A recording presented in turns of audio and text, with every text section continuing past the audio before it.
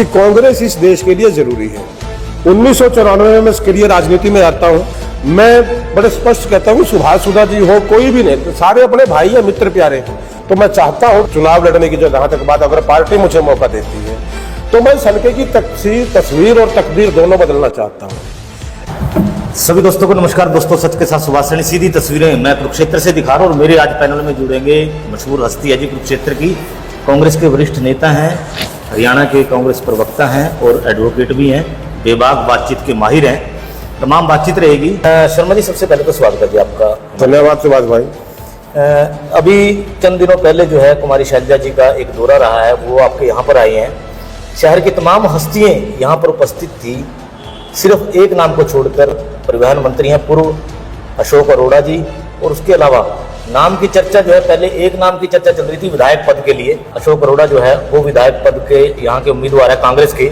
लेकिन शैलजा जी के आने के बाद, दौरा करने के बाद जो उभर कर आया है कि लक्ष्मीकांत शर्मा जी वो भी टिकट के दावेदार है कुरुक्षेत्र की, और धड़े दो है जी। उसमें आप बताइए, क्या कहेंगे आप इस बारे में?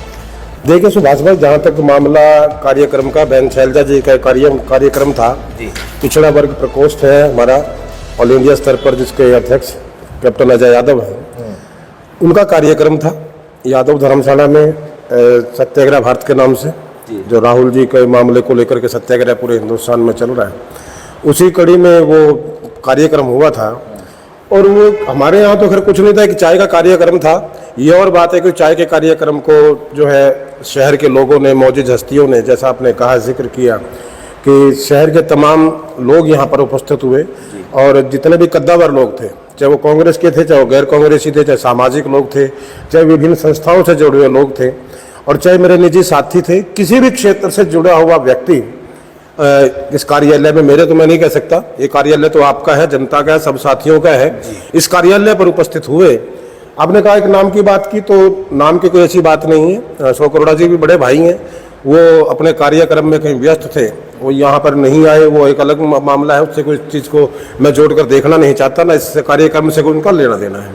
आपने जिक्र किया है दो नाम की चर्चा का, अभी कोई टिकट की बात नहीं है जी।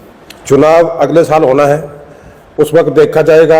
लेकिन अब चर्चा की बात मैं कह जाने, जहां तक आपने कहा कि अब चर्चा है, अब चर्चा नहीं है। लक्ष्मीकांत शर्मा तो 2009 में पहली दफा टिकट मांगने लगा था। यह और बात है कि हालात, समीकरण, परिस्थितियां हमारे हक में नहीं गई।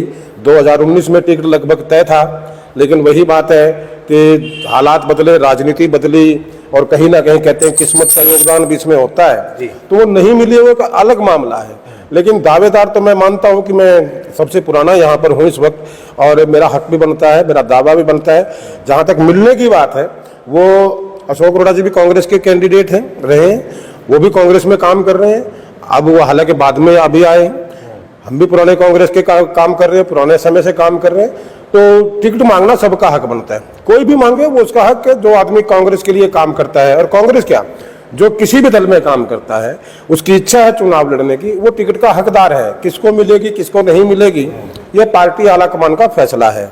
हाँ, ये निश्चित तौर पर है कि बहन शैलजा जी के आने के पश्चात शहर की हवा बदली है, शहर का रुख बदला है, शहर का नजरिया बदला है, लोगों का नजरिया बदला है। ये बहन शैलजा जी के आने की वजह से हुआ है।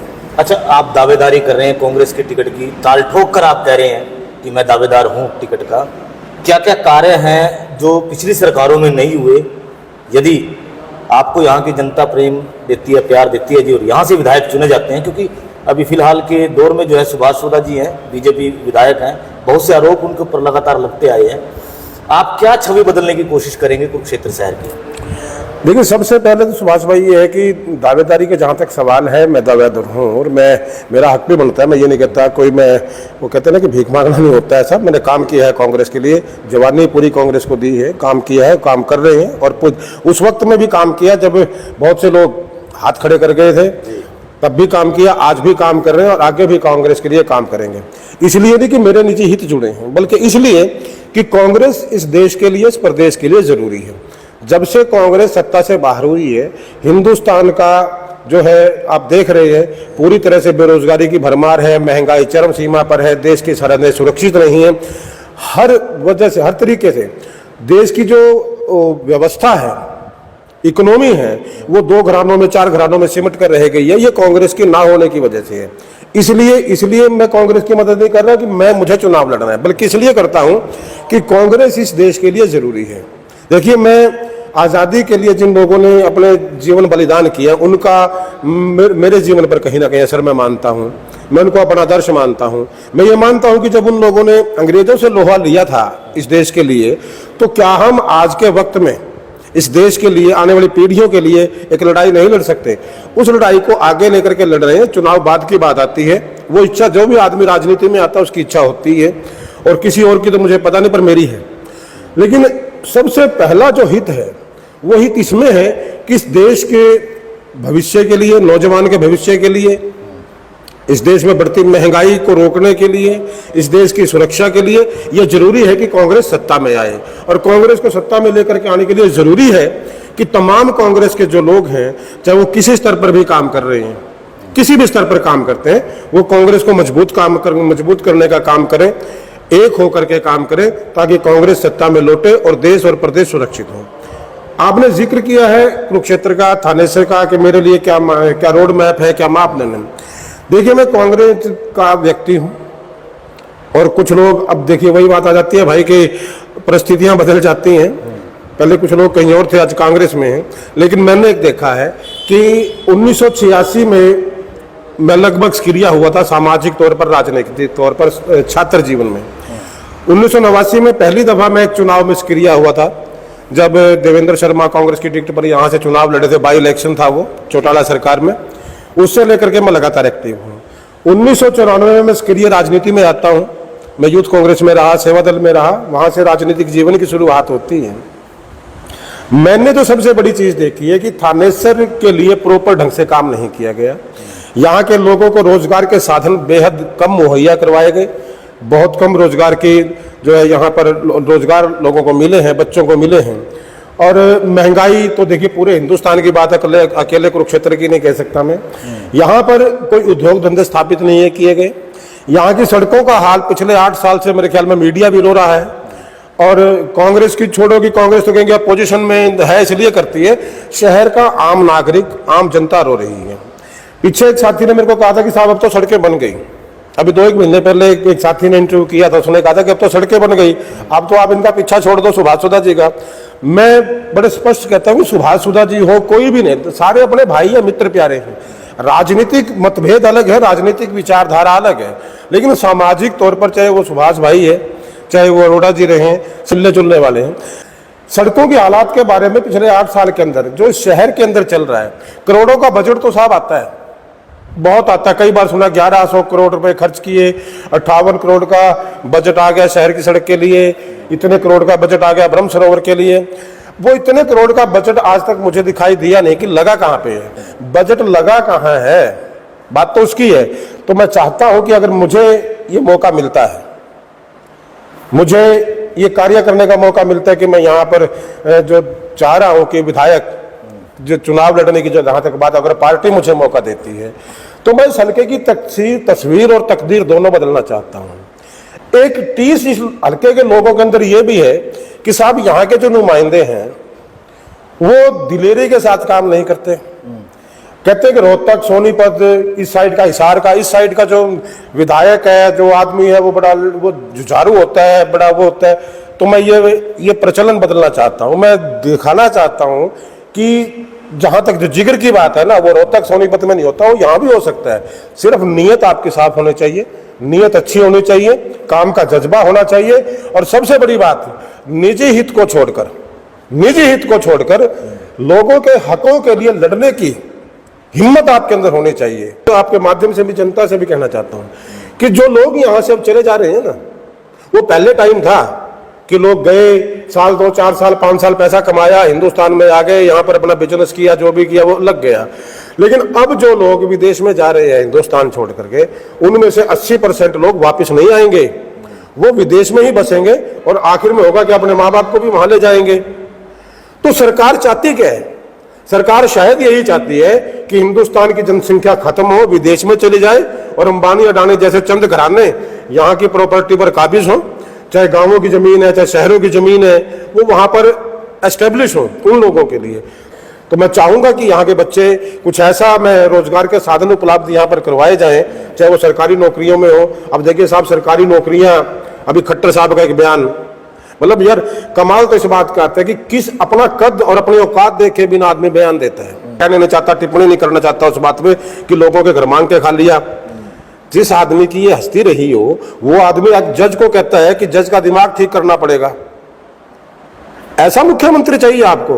एक मुख्यमंत्री कहता है बुलडोजर चलाएंगे, मिट्टी में मिला देंगे, खत्म कर देंगे, मतलब कानून खत्म। एक कहता है वो तो उसने तो इसको भी सुपरसीड कर दिया, योगी जी को भी। ये कहते हैं जज का दिमाग ठीक करना पड़ेगा, मतलब वो तो कानून को ठीक कर रहा था, जज को ठोकने लग गया भाई। तो ऐसे लोगों से क्या आप उम्मीद कर सकते हो? ये लोग रोजगार के क्या मामला क्या था साहब कि कुछ भर्ती इन्होंने निकाली, उसके ऊपर किसी साथी ने स्टे लिया है, कोई भी जो कोर्ट में मामला चला गया। यार मैं पूछना चाहता हूं, जज का दिमाग ठीक करने की बजाय खट्टर साहब अगर आप अपना दिमाग ठीक कर लो।